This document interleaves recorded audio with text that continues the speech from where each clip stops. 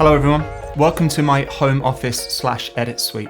I'm spending more and more time editing here rather than commuting to use a professional edit suite in the city.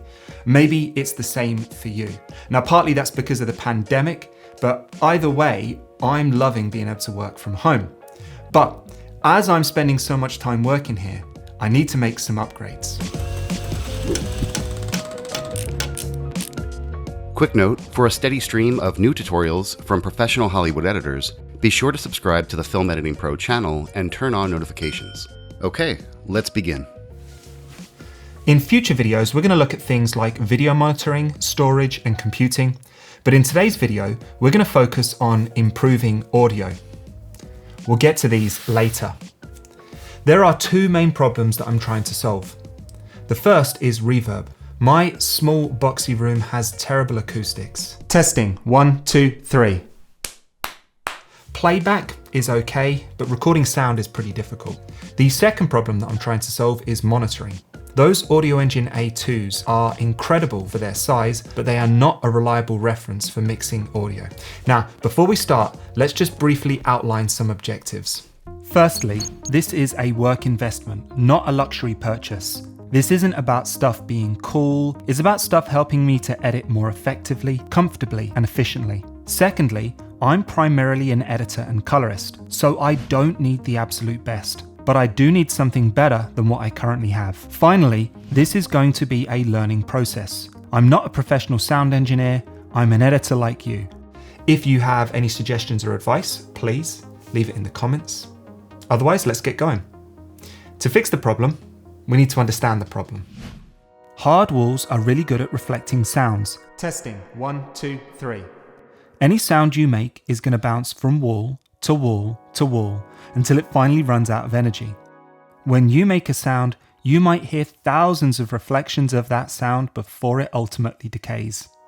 This is where sound absorbing panels or acoustic panels come in. There's typically 3 parts to most acoustic panels: some sort of frame or structure, an acoustically absorbent filling, and an attractive fabric covering. Once installed on your walls or ceilings, those panels reduce reverberations by absorbing sound waves instead of reflecting them. Even covering a small portion of your walls in acoustic panels can significantly decrease reverb. Not all acoustic panels are equal though. Sound absorbing materials need to be dense and soft. Lighter materials are less able to suck the energy out of the sound. If a panel is too thin, longer, lower frequency sound waves can pass straight through. That's why you can hear bassy music from your next door neighbor. The thicker the panel, the more sound it can absorb. With that in mind, let's look at some options. First up, foam acoustic panels are super popular and cheap. There's a couple of things I don't like though. The quality of the foam can vary wildly. For example, foam that is too light or too hard will not act as a good absorber. Most tiles tend to be quite thin as well, affecting their ability to attenuate lower frequencies. They're kind of fiddly to install. You need to find a way of sticking them all together and then getting them up onto your wall. And I'm not really a fan of the look. I want something a little bit more invisible and subtle for my edit space. What I want are proper acoustic panels. There's lots of manufacturers that make them, and prices will vary depending on size, thickness, and design features. This is better. Something like this would look really nice in my edit space. I think that's a really reasonable price, but once I factor in quantity, my budget doesn't quite extend that far. However, lots of people have had success making their own acoustic panels, so I think I'm going to give that a try. Here's the idea. I'm going to build timber frames, fill them with acoustic insulation, wrap them in fabric, and then hang them on my walls. I've decided to use Rockwool acoustic insulation. It's designed to go in drywall cavities and it helps to stop the transfer of sound from one room through to another. Now don't get it confused with thermal insulation. This is acoustic insulation, it's slightly different. Rockwool makes their insulation in different thicknesses. I could have, for example, got 100mm thick insulation. And that will do a slightly better job of attenuating lower frequencies. But my office is kind of tiny and I'm a little bit worried about it feeling claustrophobic with thick panels hanging on the walls. So for that reason, I've decided to go with 50mm insulation. I'm going to build the frame out of softwood with glue and screws. I'm going to wrap it with cotton muslin fabric. Now, it's important that you pick a fabric that is as acoustically transparent as possible.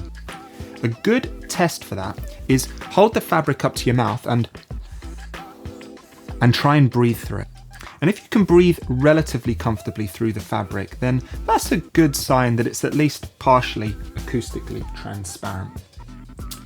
We're going to need a saw, a drill, a staple gun, and some other miscellaneous tools.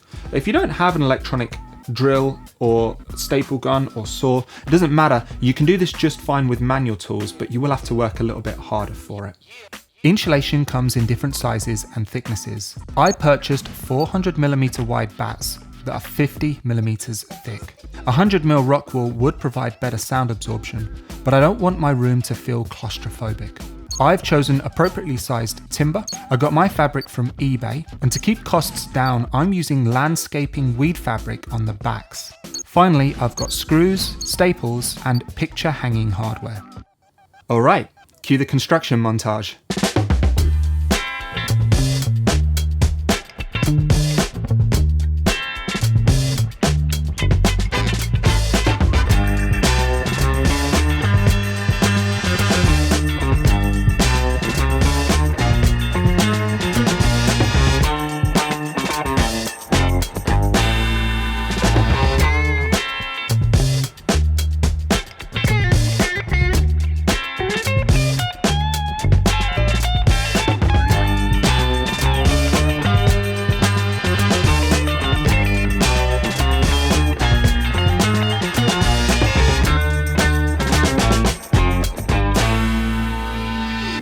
I'm sure you want to know how much those acoustic panels cost to make.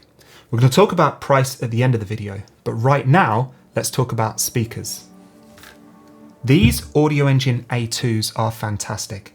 They've only got 2.75-inch drivers. For speakers this small, they have an incredible amount of range, but I'm using them for something that they've not been designed for, which is mixing audio. So, what I need are proper studio reference monitors. And I've chosen the Yamaha HS5s. There are cheaper or more expensive options available, but these sit in the sweet spot for me. They are the right size for my desk, the right price, and more than enough quality for the kind of work that I do. Now, as I mentioned, I'm not an audio expert, so instead of me trying to tell you more about how great these speakers are, we've put some links in the description to reviews and videos by actual experts that we watched when doing our research. There's a great review on the HS5s by Sound ID Reference. Also, Curtis Judd is the gold standard for content about everything audio. Check out his video about studio monitors, which feature the HS5's bigger brother, the HS8s. In the Mix has some great advice about setting up studio monitors here. The HS5s have a 5-inch woofer. Yamaha also makes the HS7 and HS8 with 7 and 8-inch woofers respectively, which are capable of producing lower frequencies thanks to their larger drivers. The frequency response on the HS5s only goes as low as 54 Hz. That's pretty common for speakers of this size. For that reason, I've decided to pair them with Yamaha's matching HS8S subwoofer. This giant speaker will fill in that gap and handle the low frequencies. These speakers need to be connected to your computer through a professional audio interface. They connect to your computer via USB, and then they give you professional audio inputs and outputs. Fortunately, I've already got one. I'm using the Moto M4, but I've also had great experience using the Focusrite Ti2. I switched over to the Moto M4 because I wanted more inputs and outputs, and I also really love this LCD VU meter that it has built into the front. The next thing that we're going to need is cables. The speakers are daisy chained off the subwoofer, so I'll need 4 cables, 2 to run to the sub and 2 to run to the speakers. It's important to buy balanced cables. Balanced cables help to reduce unwanted noise and interference. All 3-pin XLR cables are balanced, but not all jack cables are. So make sure you buy TRS cables, not TS. Here's my cables. Now, when it comes to selecting the right type of jack, TRS, not TS, It's really easy to spot the difference. Just look at the jack and count the number of rings. A TRS cable will have 3. Well, finally, let's talk about speaker placement. The HS5s are near-field monitors. That means they sound best when used at a short distance and are very sensitive to the direction they face. High frequencies are more directional than low frequencies, so as a rule of thumb, position the speakers with the tweeters at ear height, then angle them so that they point directly at the spot where you usually sit or stand when you work. To get my speakers at the right height, I am going to need speaker stands. So I've got these inexpensive stands from König and Meyers. They are adjustable and they have rubber feet on to help stop vibrations from the speaker transferring into the desk. Right, well, I have everything I need. It's time to install.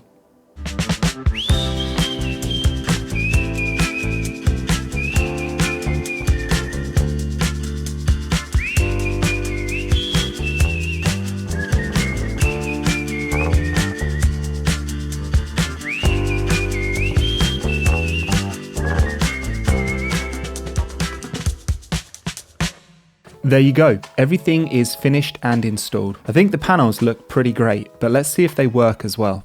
Testing, 1, 2, 3. Testing, 1, 2, 3. The only post-production I've done is to normalize the audio levels. The difference is amazing. The room is noticeably deader. This is going to make a huge difference when recording voiceover. The speakers sound amazing too. So much more range and detail, they really sound crisp. The overall volume is controlled by my audio interface, but you'll want to tweak the subwoofer. First, dial the volume in. You don't want it louder than your monitors. Second, adjust the crossover so the subwoofer is not playing the same frequencies as the monitors. You don't want to double up. So, how much did it cost? Well, your mileage might vary depending on how much materials cost locally. But here's what it cost me. Materials to make 10 panels came to about $250, monitor speakers $430, subwoofer $520, speaker stands $70, and cables $80. And if my budget was tighter, losing the subwoofer would have been an easy way to half the cost. This is miles better than what I had before. I am very happy. This is going to be a big help with my work. I've got some ideas for future improvements. I like to turn my kit off when I'm not using it, but there's a separate power switch for each speaker. Maybe I could wire them all through one switch and mount it on my desk or something. These speakers might benefit from a little foam underneath to further isolate them from the desk, and maybe I can calibrate these speakers at some point. I could also add more acoustic panels to the room, maybe hang one from the ceiling. Who knows? We'll see. And if you have any other ideas, please leave them down in the comments. Well, I hope you've enjoyed joining me as I upgrade my edit space. Maybe it's given you some ideas, some inspiration for what you can do with your own. What other improvements would you like to see us attempt in the future? Again, please leave comments. Well, thanks for watching. Please subscribe so you don't miss future videos. And if you like the video, please give it a like. We'll see you soon. Hey there! For tons more free editing training, head over to our website at filmeditingpro.com/free training. Here you can download free editing guides along with high-quality video training courses created by our team of professional Hollywood editors. Our tutorials cover a wide range of editing topics, like cutting awesome movie trailers, editing action scenes, how to work with music and sound design, and a lot more. All of these free guides and videos are available at filmeditingpro.com/free training. I'll see you next time.